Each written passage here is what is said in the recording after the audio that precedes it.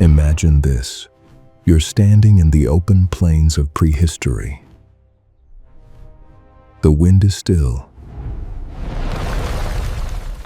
The horizon burns gold, and then the light vanishes. A shadow passes overhead, vast, silent, endless. You look up and realize it isn't a cloud. It's alive.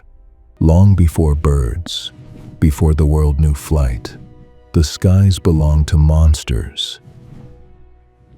Creatures so massive they could lift a horse, so silent they could strike before their prey even looked up.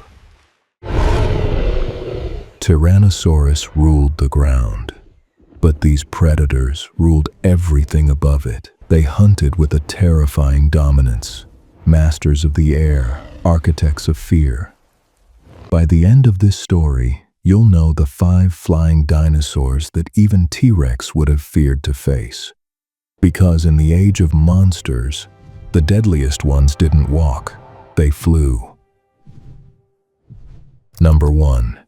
Hatzegopteryx, the skull in the sky. Its wings stretched nearly 40 feet across, and its skull alone was longer than a man's arm. It didn't soar to hunt. It patrolled.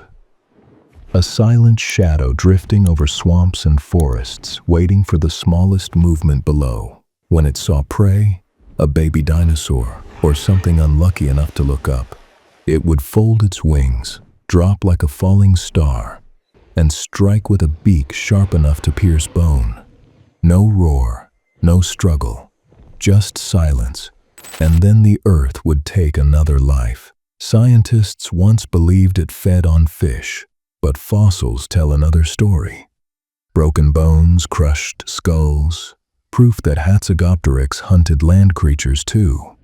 It didn't need claws like a T-Rex. Its precision was enough. One strike, one kill.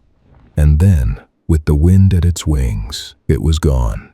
T-Rex ruled the land, but Hatzegopteryx ruled the moment between life and death.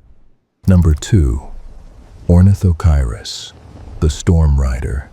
Its fossils were found across what was once Europe and South America, a predator so widespread it seemed to own the sky itself. 36 feet of wings built for distance, jaw lined with razor-edged teeth gleaming like wet glass. It flew for hours, gliding above waves that could swallow ships, hunting anything that dared rise to the surface. Imagine standing on a cliff, watching clouds gather, then seeing a dark figure sweep low over the ocean, snatching prey in midair before vanishing into the mist. It hunted with the patience of the sea and the precision of lightning. And when storms rolled across the Triassic seas, Ornithocheirus didn't hide. It rode the chaos, each gust, each thunderclap, a reminder that the sky itself was alive, and Ornithocheirus was its pulse. Even T-Rex, king of the land, would never dare face the storm above. Number 3. Pteranodon, the ghost over oceans. Its skeleton tells the story of effortless power. A wingspan over 20 feet, light bones strong enough to cut through the wind, and a crest that sliced the air like a blade. It lived near coastlines, where the wind met the waves and the world seemed endless. At sunrise, it soared. At sunset, it vanished into clouds of gold. It wasn't built for battle. It was built for control, for ruling the open sky with nothing but grace and silence. But don't mistake beauty for mercy. When it struck, it was instant, diving with enough force to break a spine. Small reptiles, early fish, even hatchlings, none could escape once its shadow fell. T-Rex may have inspired fear in the forests, but Pteranodon inspired awe. Its power was quiet, its terror invisible. It ruled not through strength, but through the perfection of flight itself. Number 4. Tropeognathus, the blade of the wind. Its mouth was a weapon, long, narrow, armed with teeth like daggers pointing outward, and a crest rising from its skull like the fin of a ship. Every inch of its body was built for dominance. It didn't chase, it calculated. One moment, you'd see the shimmer of its wings above the surf. The next, a streak of motion, a flash of teeth and blood in the air. Its fossils show wear on the jaw, evidence of brutal feeding habits. Ripping, tearing, crushing. This was no gentle glider. It was a butcher in the wind. When scientists reconstructed its skull, they realized something eerie. Its bite could rival a crocodile's, a flying reptile that could tear through armor. T-Rex ruled the ground with brute strength, but Tropeognathus ruled the sky with precision violence. It wasn't nature's accident. It was nature's blade. Number 5. Quetzalcoatlus, the god of the sky. The largest flying creature ever known. A wingspan of nearly 40 feet, a neck long enough to look down upon giants, and a body that defied imagination. It could launch itself into the air with a single leap, soaring miles above a world that barely understood gravity. When it landed, the earth trembled. When it took off, silence followed. It didn't need claws or fangs. Its sheer size was its power. Imagine looking up and seeing a shape blot out the sun.